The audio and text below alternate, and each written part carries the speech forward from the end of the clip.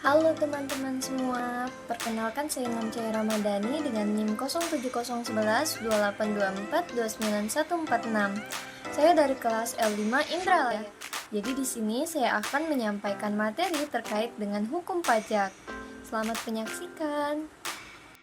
Jadi materi pertama yang akan saya sampaikan adalah definisi dari pajak. Pajak adalah kontribusi wajib yang harus dibayarkan oleh individu atau badan kepada negara sesuai dengan undang-undang tanpa imbalan langsung. Pajak itu bersifat memaksa dan digunakan untuk kepentingan negara demi kesejahteraan rakyat. Materi selanjutnya ada syarat pemungutan pajak. Yang pertama, pemungutan pajak harus adil. Pajak harus bersifat adil dalam perundang-undangan dan pelaksanaannya.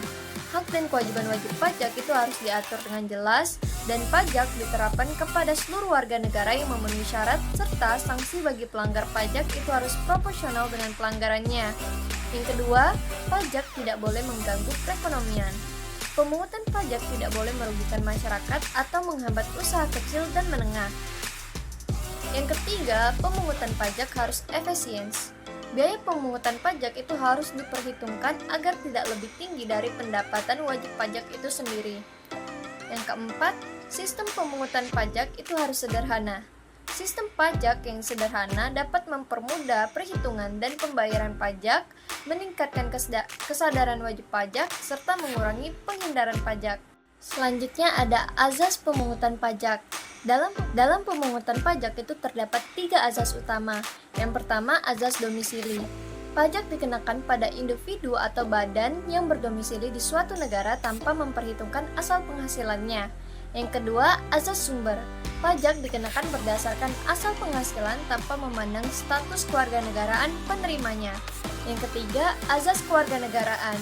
Pajak dikenakan berdasarkan kewarganegaraan wajib pajak tanpa memperhatikan lokasi sumber penghasilannya. Materi selanjutnya adalah klasifikasi pajak. Pertama, menurut golongan, pajak terbagi menjadi 2, yaitu pajak langsung dan pajak tidak langsung.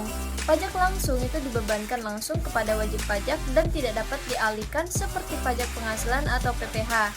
Pajak tidak langsung itu dapat dialihkan kepada pihak lain seperti pajak pertambahan nilai atau PPN.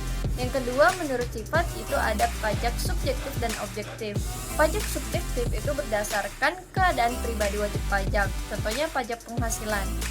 Pajak objektif itu berdasarkan objek pajak tanpa memperhatikan subjeknya, seperti PPN dan pajak barang mewah.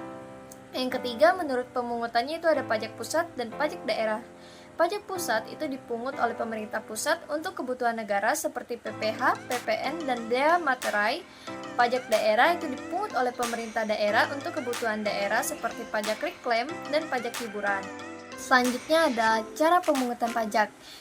Yang pertama, stelsel pajak itu terdiri dari stelsel nyata. Pajak dihitungkan berdasarkan penghasilan real setelah tahun pajak berakhir.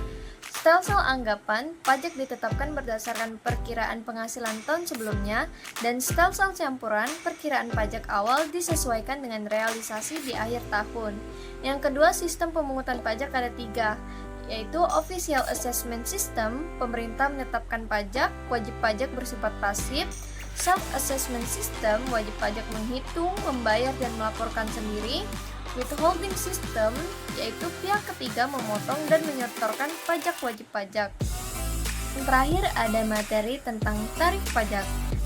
Tarif pajak dibagi menjadi beberapa jenis. Yang pertama, tarif degresif, di mana persentase pajak itu menurun seiring meningkatnya dasar pengenaan pajak. Yang kedua, ada tarif tetap, di mana pajak dikenakan dengan tarif yang sama tanpa melihat jumlah penghasilan. Contohnya adalah PPN dengan tarif 10%. Yang ketiga, tarif progresif, di mana pajak itu meningkat seiring meningkatnya penghasilan. Sekian penyampaian materi dari saya mohon maaf apabila terdapat kesalahan kata. Saya akhiri, terima kasih semuanya.